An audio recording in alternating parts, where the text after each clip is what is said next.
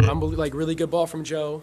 And I just knew driving at the back line, CJ made a run, so it was going to open me up to come inside on my left foot. And, luckily I was able to put a good shot and score a goal and, get us on the right start. I think when we score first, we're a team that's really hard to play against, so that's a big key for us. I think we've created a lot of pressure early in games this year and haven't always scored early, so it was good to get an early goal. I asked Gary a similar question just about how the goal happened. It seemed like both of them were obviously first with Joe kind of making a long pass and then Dan making a long pass for Honey's goal. For you, when you get that chance in that space, I told him it was almost like you were working with Guppy on the training ground about that. What were you thinking in that moment? Was it like what you just said, or was it just basically obviously sizing up the ball and seeing what happened? Yeah, I mean, it is something that me and Guppy have worked on a lot, and he's been great for that. He is tireless, and he always wants to, if you want to do work, he's there with you, and he's willing to put in the effort. So it's great to reward myself with it, and also to share that with him, because he's out there with me, and there's plenty of those that I've hit over, and he always he keeps me going. So I'm very grateful to him for that, and I know he's happy for me, and hopefully we can keep doing stuff like that. But it's a moment where I get to reward myself in the career. That's what he says all the time. Reward yourself, get these special moments. And often sometimes you come inside and you're looking for the pass, you're looking for this, and I think that was kind of what rang in my head, which was, you're here, just take a chance and see what happens. You've been pretty open in the past that you feel like people doubt your technical ability a little bit more than they probably should. How vindicating is it to dribble a guy and hit a left foot? Yeah, I mean, I've done it plenty of times. It's not really something that I worry about. It's a good feeling. It's one of the better goals I've scored in my career. But most importantly, it's a goal that gets us momentum and gets us started on the right foot and continues a really prolific. I heard we haven't lost at home for 560 days. So that's an unbelievable stat, and that's the one that we want to keep building on. And it's going to come from many different people. I think that the entire team is so deep, and everybody is so committed and on the same page. And it's a beautiful thing to see when you make subs and guys they know exactly what's needed of them, and they know exactly how to basically give everything for the team to try and get the result. Yeah, Alex, obviously it was disappointing. How important was it to put that in the rear view quickly, start really well, and get a win against a really good Montreal side? Yeah, no, I mean, obviously I think the players will be the first to tell you that Houston wasn't something that we really saw ourselves. Like, we don't see us doing that. There was really barely. It didn't feel like the Nashville DNA, and that was, I think, a little bit striking and kind of was a punch in the mouth for us. I think it's a good sign that happens so often. So not often, because that's why it hurt so much. I think we're not used to things like that. So this game was obviously about feeling like ourselves again, regardless of the result. As long as we came out and felt like Nashville and did what we do, day in and day out, we were going to feel good about it. And now we look forward to Atlanta. They don't have a midweek game.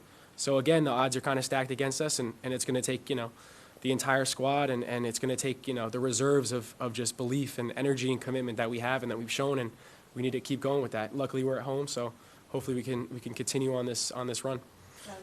Alex, we don't use the word golazo very easily in Spanish. It has to be a golazo.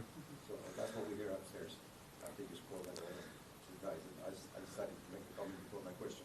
But my question goes like this: in yourself, the way there was never a doubt about your effort in every single game when you're on the pitch. But how do you feel now? Because it looks like your game has gotten to another level lately, especially this year. Is that how you feel yourself? I just feel I feel good. I think that I haven't always been the player who gets all these stats and gets goals and assists, but I think that I impact games a lot, and that's what it's always going to be about. It's going to be about giving everything for the team, whether I'm scoring, not scoring. All I care is that we win and being a part of that. And it's nice to score goals and help the team, because ultimately that's what helps you win games, is scoring goals. But in general, I just want to continue to improve as a player and continue to just taking steps in the right direction. But yeah. You mentioned that Atlanta doesn't have a midweek game, and I guess your packed schedule over the past week and then the next week and a half here is very formidable. How do you guys manage, I guess, physical restoration, but also the mental side of kind of the grind of 6 games and 3 weeks? Yeah, no, I mean, yeah, we've had like a Saturday, Wednesday, Saturday, Wednesday, Saturday, Wednesday, Saturday, or something like that, or we're going to have that.